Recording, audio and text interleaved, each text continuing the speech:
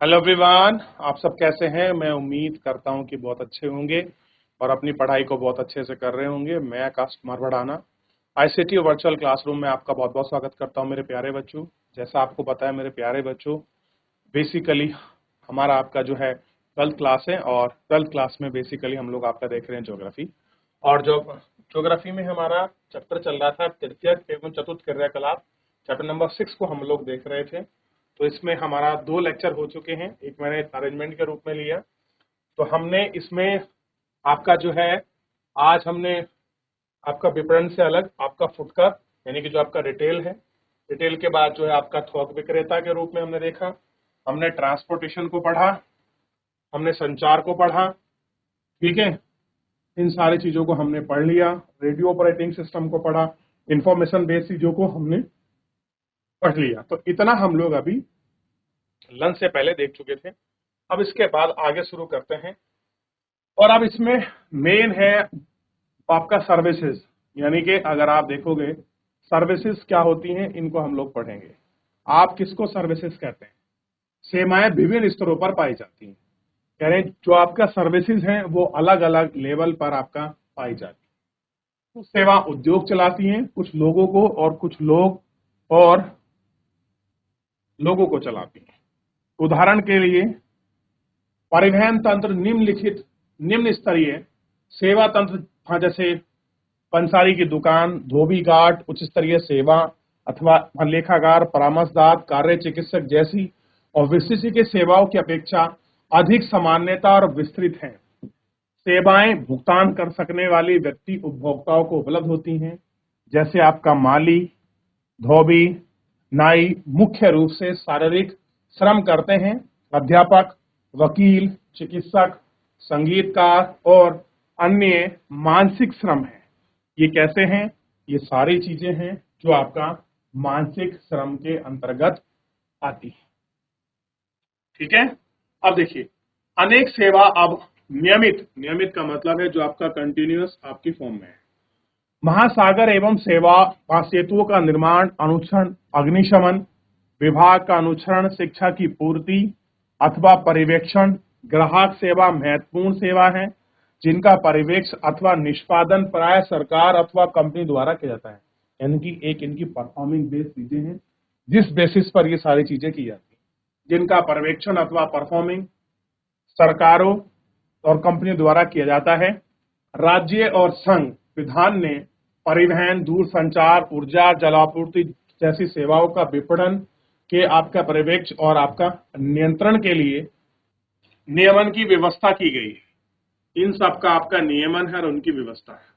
स्वास्थ्य की देखभाल, अभियांत्रिकी, विधि और आपका प्रबंधन, व्यावसायिक सेवा, मनोरंजन और सेवा आमोद की स्थिति पर निर्भर करता है।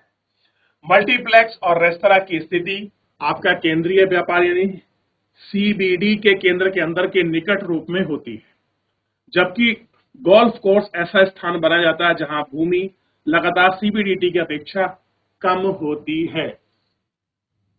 तो आप सेवा प्रदाताओं में देख सकते हैं कि कौन कौन सी आपके सर्विसेज हैं जो आपका कंटिन्यूअस फॉर्म में आपका वर्क कर रही हैं, जो आपका डेली बेसिस पर इन सब चीजों पर आपका सर्विसेज के रूप में है, जला आपूर्ति के रूप में है। और इनको हम लोग आपका देखते हैं और आपको हमको देखने के लिए भी ये सारे सर्विसेज, ये सारी चीजें आपका जो है मिल जाती हैं और इन पर हम लोग आपका बात करते हैं। क्लियर? अब देखिए, दैनिक जीवन में काम को सुविधाजनक बनाने के लिए लोगों में व्यक्तिगत सेवा उपलब्ध कराई जाती है। कामगार सेवा के रोजगार के ग्रामीण क्षेत्र में प्रवास करते हैं और अकुशल होते हैं। प्रवास करते हैं और कैसे होते हैं? अकुशल। मोची, गृहपान, खान मसा, माली जैसे घरेलू सेवाओं के लिए नियुक्त करते हैं और इन्हें कम भुगतान किए जाते हैं। कर्मियों का यह वर्ग असंगठित है। उदाहरण के लिए मुंबई का डब्बे वाला सेवा है जो पूरे नगर में लगभग 1,75,000 उपभोक्ताओं को उपलब्ध कराता है। यानी कि आप मुंबई में, आपका बंबई में जो आपके डब्बे वाले हैं, इनका खाने की सर्विसेज को देखिए। होता क्या है, ये आपके डब्बे वाले में, अब होता क्या, बॉम्बे में जो कुछ आपकी गृहिणियां होती हैं वो अपने घर में खाना बनाती डब्बे में पैक करती हैं। उस डब्बे को ये लोग आपका उठा लेते हैं और ऑफिस में काम करने वाले लोगों को खाने तक पहुंचाते हैं। तो घर की औरतों को एक सोर्स ऑफ आपकी इनकम मिलती है। ये घर से उठाकर वहां तक छोड़ने के लिए अपना कुछ चार्ज लेते हैं और लोगों तक एक किफायती और घर का खाना लोगों को प्राप्त होता है। तो इस तरीके से डब्बा वाला जो आपकी सर्विस है ये आपका बॉम्बे में बहुत अच्छे रूप में चल रहा है और लोगों को सर्विसेज आपका प्रोवाइडर है और लोगों को सर्विस आपका प्राप्त करा है। तो ये सारी चीजें जो हैं आपका इस तृतीयक सेवा के क्षेत्र में आपके क्रियाकलाप के अंतर्गत रखी गई हैं, जो आप इनको देख सकते हैं कौन कौन से सर्विसेज इसमें है। ठीक, और आप इन्हें महसूस भी कर सकते हैं। देख लीजिए आप, चलिए आगे बढ़ जाते हैं। अब क्या है, तृतीयक क्रियाकलाप में संलग्न लोग, कौन कौन से लोग जो है आपका तृतीयक क्रियाकलाप में आपके लगे हुए हैं उनको हम लोग देखते हैं। आज अधिकांश लोग सेवाकर्मी हैं। सेवाएं सभी समाज को उपलब्ध होती हैं। अधिक विकसित देशों में वहां कर्मियों का अधिकतर प्रतिशत इन सेवाओं में लगा रहता है, जब अल्प विकसित देश 10% से कम लोग इस सेवा में लगे हैं। संयुक्त राज्य अमेरिका में 75% से अधिक सेवाकर्मी संलग्न हैं। इस सेक्टर में रोजगार की प्रवृत्ति बढ़ रही है। जो आपके रोजगार करने वाले हैं उनका सेक्टर जो है आपका बढ़ रहा है, जबकि प्राथमिक और द्वितीय क्रियाकलाप अपरिवर्तित है। यानी कि जो आपका प्राइमरी और आपका सेकेंडरी सेक्टर है उसमें कोई चेंज आपका नहीं हुआ, यानी कि उल्टा और घट रहे हैं ये सेक्टर। बढ़ कौन सा रहा है, जो आपका थर्ड सेक्टर है, जो आपका तृतीय क्रियाकलाप है, ये लगातार आपका जो है बढ़ रहा है। इसमें इंक्रीजिंग हमको दिखाई दे रही है। ये लगातार आपका तृतीय क्रियाकलाप क्षेत्र बढ़ता हुआ हमको लग रहा है। कुछ चयनित जो उदाहरण हैं उनको हम लोग इसके अंतर्गत आपका देखेंगे। चयनित कुछ एग्जाम्पल के दौरान इसमें हमने देख लिया, पर्यटन यात्रा है जो व्यापार के बजाय प्रमोद के उद्देश्यों के लिए वहां की जाती है। कुल पंजीकृत रोजगार का कुल राजस्व सकल घरेलू उत्पाद का 40% है। इस दृष्टि से विश्व का अकेला सबसे बड़ा 25 करोड़ का तृतीय क्रियाकलाप बन गया। क्या बन गया है, 25 करोड़ का अकेला क्षेत्र आपका बन गया है। इनके अतिरिक्त पर्यटकों को आवास, भोजन, ध्यान दीजिए, आवास, भोजन, परिवहन, मनोरंजन, विशेष समुदाय जैसे सेवा उपलब्ध कराने के लिए अनेक स्थायी व्यक्तियों को नियुक्त किया गया है। पर्यटन अवसंरचना उद्योग फुटकर व्यापार और शिल्प उद्योग को पोषित करता है। कुछ आपका प्रदेशों में पर्यटन निष्ठ होता है अथवा अवकाश की अवधि अनुकूल मौसम दशाओं पर भी निर्भर करती है, किंतु कई प्रकार के और वर्षा पर्याय पर्यटकों को भी आकर्षण करती है। बहुत सारी चीजें ऐसी हैं जो आपका कई क्षेत्र में आपका जो है किसी पैसिफिक रीजन में बुलाती हैं। जैसे बहुत से लोग जो हैं बर्फ के टाइम में लोग घूमने जाते हैं, कुछ लोग आपके गर्मियों में घूमने जाते हैं, क्लियर है। तो ऐसे आपका ट्रांसपोर्टेशन और आपका मनोरंजन में लोगों में क्या किया है, नए नए हाँ आपके आए हैं, कुछ लोग आपका शिल्प उद्योग में आए हैं। तो अलग अलग तरीके से जो है लोग आ रहे हैं और हमारे सकल घरेलू उत्पाद जो आपका जीडीपी में है उसका आपका 40% से ऊपर का योगदान है इसमें। जिसमें सबसे बड़ा जो है आपका तृतीय क्षेत्र जो आपका सेक्टर है उसको नॉमिनेट किया गया है। आप स्विट्जरलैंड जाते हैं, आप और कोई कंट्री जाते हैं, आप वहां घूमने के पर्पज से किसी विशेष मौसम का लुत्फ उठाने, किसी धार्मिक कल्चर को देखने, किसी चीज को एंजॉय करने के लिए, वहां किसी जगह के आर्किटेक्ट को देखने के लिए लोग एक स्थान से दूसरे स्थान पर भी आपका जाते हैं और मूव करते हैं। ऐसा देखिए स्विट्जरलैंड में बर्फ से ढकी हुई पर्वतीय चोटी पर स्केटिंग करते हुए पर्यटन क्या कर रहे हैं, स्केटिंग। अब आपको बताना है जो हमारा राज्य उत्तराखंड है, उत्तराखंड के किस राज्य में आपका स्केटिंग की जाती है, किस जिले में, सॉरी किस जिले में स्केटिंग की जाती है, आप बताइए कौन सा जिला है और वो कौन सा स्थान है जो बहुत फेमस है स्केटिंग के लिए। ढूंढिए, फिर आगे बढ़ेंगे इसमें। चलिए बेटा, चलिए बात करेंगे आपका पर्यटक प्रदेश। जहां पर आपका टूरिज्म एरियाज हैं कुछ, उन पर लोग स्पेसिफिक घूमने आते हैं, बड़ा इंपॉर्टेंट है। और आज के समय में एक टाइम था जब लोग कम घूमने जाते थे, लेकिन आज भारत के मध्यम वर्ग भी लोग आपका टूरिज्म के लिए बाहर जाते हैं। और ये बड़ी खुशी की बात है कि लोग टूरिज्म करने के लिए बाहर जा रहे हैं और बहुत सारे सेक्टर हमको मिल रहे हैं। भूमध्य सागरीय तट के चारों तरफ कोस्टीय स्थान तथा भारत का पश्चिम तट विश्व में लोकप्रिय पर्यटक गंतव्य स्थानों में से एक है। शीतकालीन खेल प्रदेश जो मुख्य रूप से पर्वतीय क्षेत्रों में पाए जाते हैं। मनोहारी भूदृश्य यंत्र तंत्र में फैले राष्ट्रीय उद्यान परिसंपत्ति शामिल है। स्मारकों, विशाल वितरण, संस्कृति गतिविधियों के कारण ऐतिहासिक नगरों भी पर्यटन को आकर्षित करते हैं। अब है पर्यटन आकर्षण। अच्छा, एक बताइए आप मुझे, सबसे पहले हैं देखते हैं पर्यटन के लिए। पहली बात तो पर्यटन का बहुत बड़ा योगदान है आपका। और मैं आपसे पूछूं, आप कहीं पर्यटन जाते हैं, मान लीजिए आप पर्यटन आए, हम बहुत सी जगह हेरिटेज जो आपके कल्चरल होते हैं उनको देखने के लिए जाते हैं। बहुत जगह हम लोग आपका कल्चरल स्पेसिकल देखने के लिए जाते हैं। कुछ हम लोग फूड को आपका देखने के लिए जाते हैं। कहीं पर आपका फेस्टिवल होता है कल्चरल, हम उसके लिए जाते हैं। कहीं पर हम लोग वेजिटेशन को देखने के लिए जाते हैं। कहीं पर हम जीव जंतुओं को देखने के लिए, वाइल्ड लाइफ जो आपके सेंचुरी हैं और आपके नेशनल पार्क है, बायोस्फीयर रिजर्व्स हैं, उनको देखने के लिए जाते हैं। बहुत बार हम अपनी मन की शांति के लिए हिमालयों पर जाते हैं, ठंडा पेड़ प्रदेश, प्राकृतिक नेचुरल हॉट स्पॉट्स को देखने के लिए जाते हैं।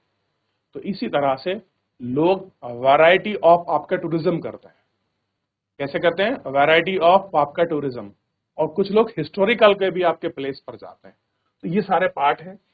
अब ये कह रहे हैं कि कौन कौन से ऐसे पैटर्न है, कारण है जो आपका टूरिज्म को अट्रैक्ट करते हैं। भाई कोई तो रीजन होगा लोग अट्रैक्ट करते हैं। आप घूमने जाते हैं, आपके गांव में कोई आपका घूमने नहीं आता, तो कोई तो वजह होगी अट्रैक्शन की जो आपने देखा होगा। आइए इसको हम लोग आपका एंजॉय करते हैं और बहुत अच्छे से इसमें देखते हैं। ठंडे प्रदेश की अधिकांश लोग पुलिस विश्राम के लिए उष्ण व धूलित मौसम की अपेक्षा करते हैं।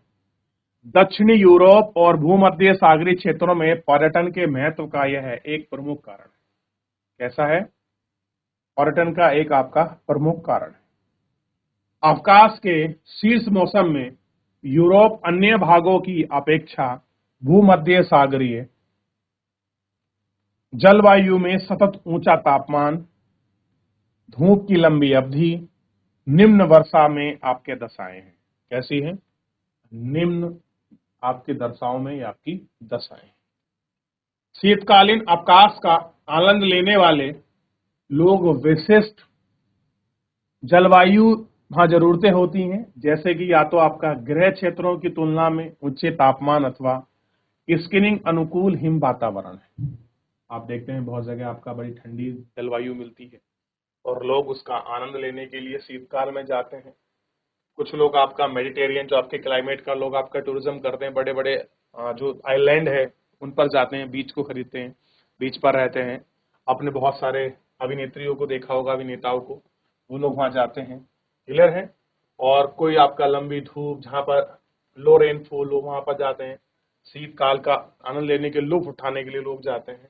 कहीं पर विशिष्ट आपकी क्लाइमेट मिलती है, कोई हाई एल्टीट्यूड टेम्परेचर पर जाता है, कहीं लोएस्ट पर जाता है। ये सारे कारण हैं।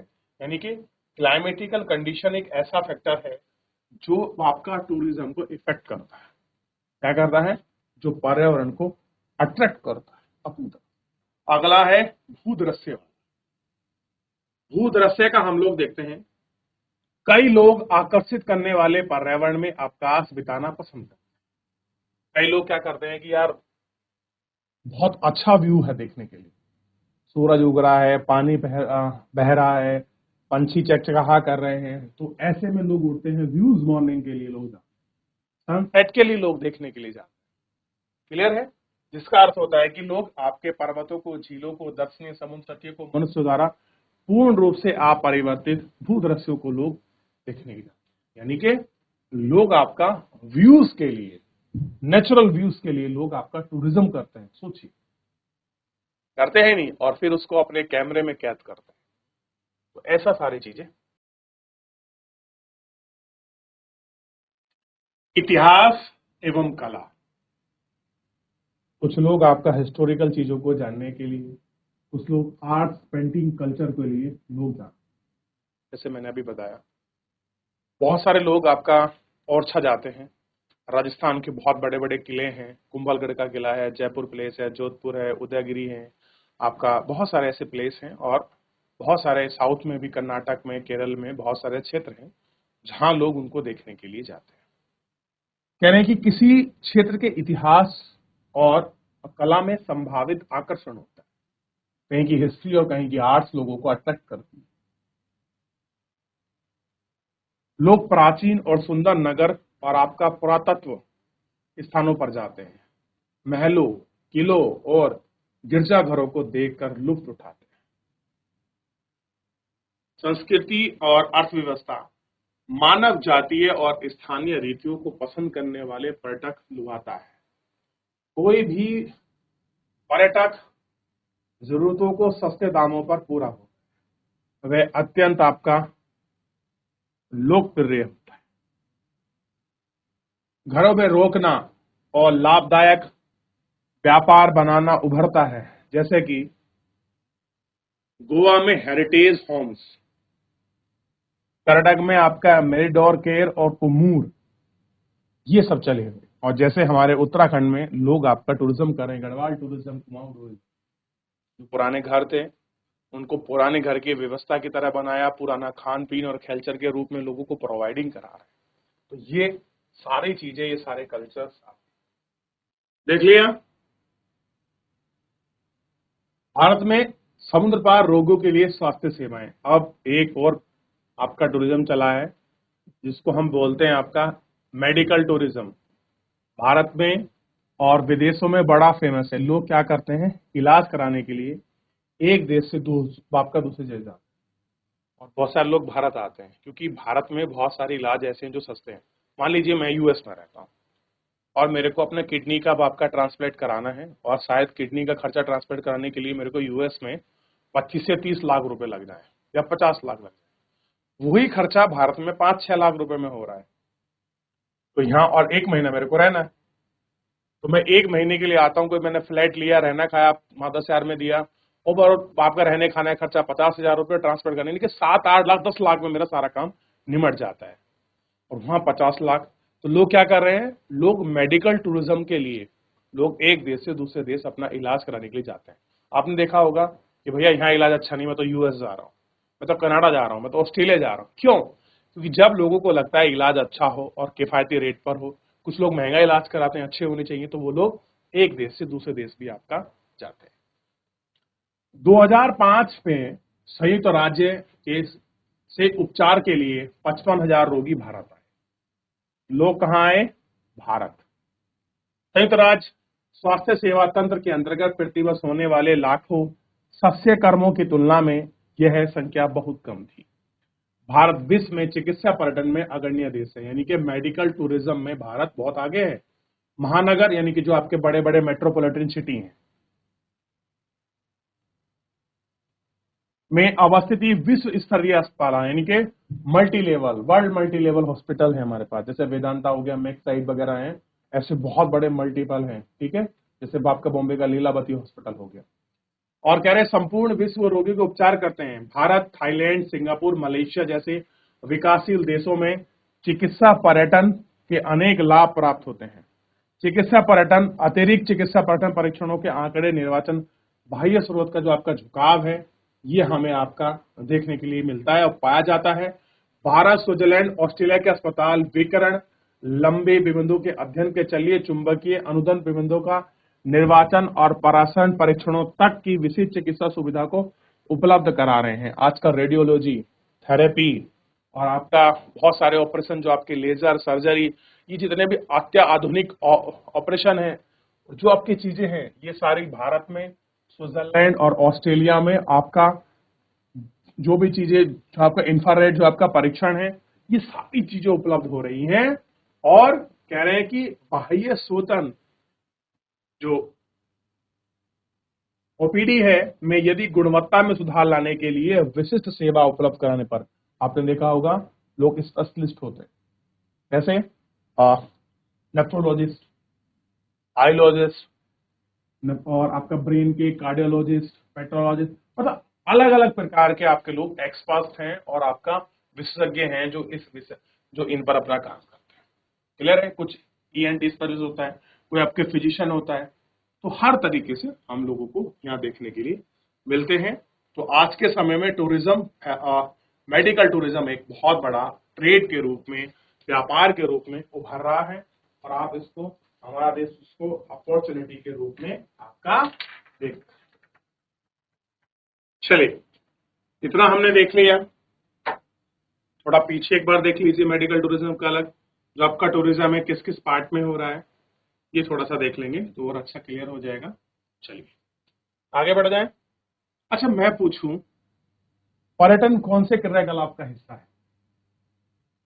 आप कहेंगे सर प्राइमरी और सेकेंडरी का तो है नहीं, टर्सरी का होगा या फोर्थ का होगा या फिफ्थ का होगा। अब सोचना आपको है कि जो मेडिकल टूरिज्म है, तो क्लियर हो रहा है आपको, तो टूरिज्म किसका पार्ट है आपको बताना है।